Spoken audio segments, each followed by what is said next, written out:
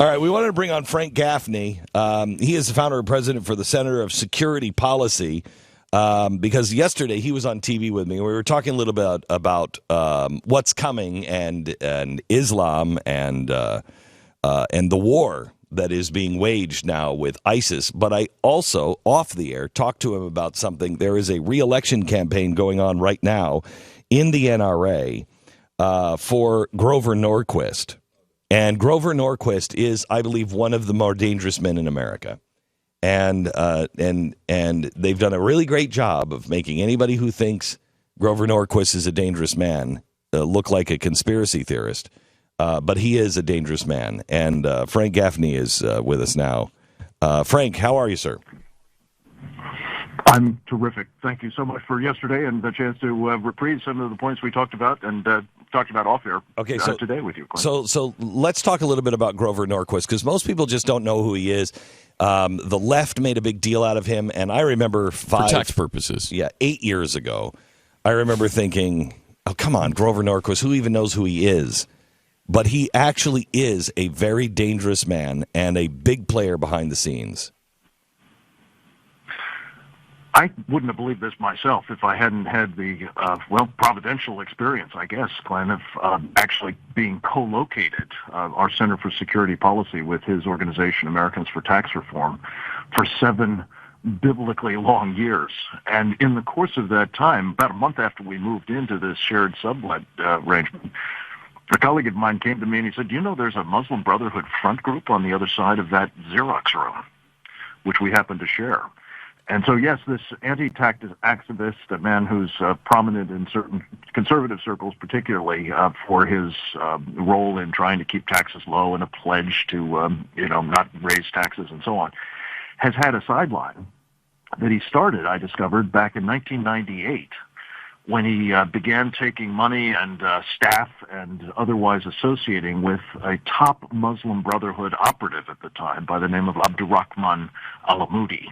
Alamoudi subsequently was imprisoned for 23 years in connection with terrorism charges and was also identified by the federal government as an al-Qaeda financier. This is the man who put Grover Norquist in the business of running an Islamist influence operation called the Islamic Free Market Institute. And I believe, and what's so worrying to me about the possibility that he might be reelected to the board, it's bad enough that he was on it in the first place, but reelected to the board of the National Rifle Association, is that I think these influence operations on behalf of enemies of this country are continuing. We've done a dossier on this, which people can check out at securefreedom.org. It's called Agent of Influence, Grover Norquist and the Assault on the Right. Wow. Tell us how he is an agent of influence and what you're concerned about with the NRA. I will tell you that I am so concerned about this, Frank, and I am not an expert on Grover Norquist by any stretch of the imagination, but I've heard enough that makes me concerned enough that, and I hope the leadership of the NRA hears this, and every member of the NRA hears this, that if this man is elected or reelected and confirmed on the board of the NRA, I may drop my membership in the NRA. I mean, I am that concerned that he is a very bad influence and a very bad man, that if this is who the NRA decides to put on their board of directors, I don't think I can be associated with them. Well, I have a feeling a lot of National Rifle Association members would feel the same way, Glenn, and I'm an admirer of that organization, by the way, so I don't want to see any harm come to it. Right. But they on do the a other lot hand, of I do good think in their... harm comes to it. Right. Yeah, harm comes to it if you have people who have something other than its best interests at heart serving on the board of directors. And there are lots of different examples, and I just give you a couple that particularly worry me. One is Grover Norquist has been promoting, and he makes no bones about it, so-called leaders of the Muslim American community, a number of whom, not just Abdurrahman Alamoudi, but Sami al-Arian, for example, have also been convicted on terrorism charges. Others are known Muslim Brotherhood operatives. He helped engineer their influence on George W. Bush at a critical time, within hours of 9/11, by the way, and subsequently, that I believe contributed materially to the problem we talked about on the show yesterday, a lack of clarity about the nature of the enemy. We're being subjected, thanks in part to Grover Norquist and his Muslim Brotherhood and other Islamist friends, to an influence operation, an information dominance that has kept us largely witless about the nature of the enemy, and that's made it vastly more difficult to defeat them. Explain an influence operation. Well, an influence operation is one of the oldest pieces of tradecraft in espionage and sort of state operations against enemies. You see what you can do to get inside their heads, to get inside their government, to get inside their civil society institutions, and undermine them from within. This is, by the way, the explicit mission of the Muslim Brotherhood. We know this from a secret memorandum, a plan that they actually put together back in 1991. It was introduced into evidence down in Richardson, Texas in 2008 by the federal government. It says their mission in America, the Muslim Brotherhoods, is to destroy Western civilization from within by their hands, meaning ours, the infidels, and the hands of the believers, so that God's religion is made victorious over all other religions. And then it proceeds to lay out how the brothers are working to undermine from within the church, the media, academia, our financial sector, our government, and so on. And what I really am concerned about is the extent to which Grover Norquist has been an enabler of this, particularly against the conservative movement and against the Republican Party. All right, so it's a very serious problem. So, Frank, help me out on this. Because that's a really serious charge you're making that I mean, he's an agent of influence. Is he knowingly an agent of influence? What is his role in this, and why? Unquestionably, he is a knowing agent of influence. I've called him out on it for the better part of 15 years now. Wait, hang on just a second. I'm aware of the problem. I want to make this clear. You say he knows he is working with the Muslim Brotherhood as an agent of influence against the purposes of the United States of America and the Western world. Yeah, no, of course he denies this. Right, in fact, we have a new edition of this dossier coming out this week that has two extraordinary emails that he sent, one to the board of the National Rifle Association accusing me of all kinds of improper activities, and another to former Attorney General of the United States, Michael Mukasey, who, by the way, lent his name to this dossier, which was sent to the leadership at the time of the American Conservative Union about a year ago.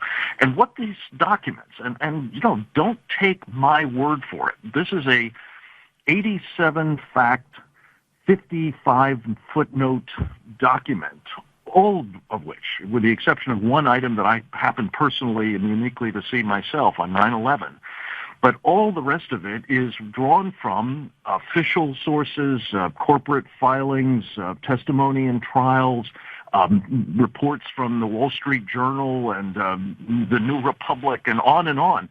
And what you cannot help but take away from a clear, objective reading of this dossier, Glenn, is Grover Norquist has, in fact, been serving as an agent of influence since 1998 for Muslim Brotherhood operatives and organizations, and, oh, by the way, for the Iranian government as well, running interference for them in a manner that is deeply, I believe, injurious to our interests. So these are documented facts. He does deny them. He will accuse me of being a racist and bigot and Islamophobe and so on, but it doesn't alter the facts. And the board of the National Rifle Association, and I believe the membership of the National Rifle Association, needs to know what these facts are. And if they do, I can't imagine that they want that guy anywhere near a leadership position in that organization. Frank, this is so hard for, I think, a lot of people, Republicans especially, to get their head around, because they can't understand why. He's not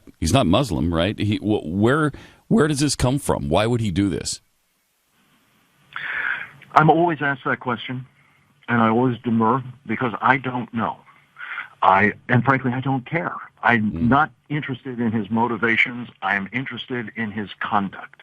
And his conduct, by the way, at the office, not his personal life or anything else in his life, though he constantly injects that as well.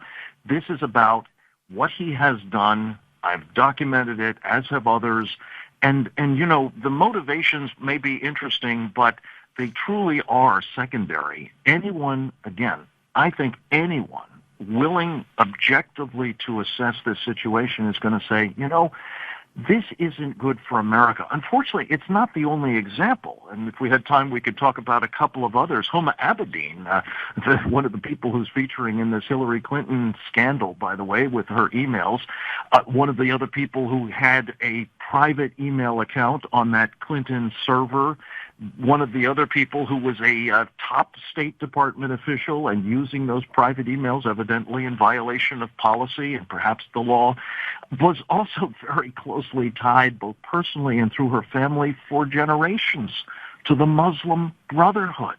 That's kind of a problem. Then there's Andre Carson, a member of Congress from Indiana that Nancy Pelosi just put on the House Intelligence Committee, who also has, as a dossier available at securefreedom.org has pointed out, extensive ties to the Muslim Brotherhood. And then President Obama, in his recent Countering Violent Extremism Summit, talks about this wonderful mosque in Boston that is his outreach partner for countering violent extremism up there, called the Islamic Society of Boston.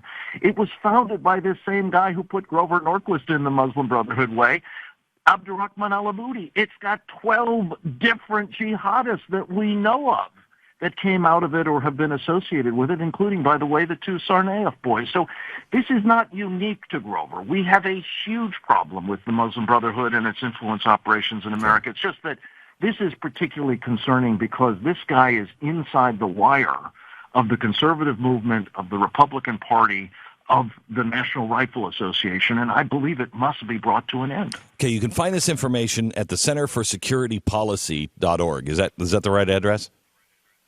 Yeah, it's easier to remember, securefreedom.org, but they'll both get you there. Okay, securefreedom.org, and find this. And if you're an NRA member, Grover Norquist is running for re-election on the board, and I find this so serious, and I find him such a dangerous man that I may reject my membership of the NRA if he's reelected. I just don't think I can stand with the organization. And I love this organization. I think they do an awful lot of good, and I think they are really good people. And I've helped raise millions of dollars for them. But Grover Norquist is a very, very bad and dangerous man, in my opinion. And you need to do your own homework on it. Don't take my word for it. Don't take Frank's word for it. Don't take Grover's word for it. Do your own homework. Frank, thanks so much. We'll talk to you again. All right. Bye-bye.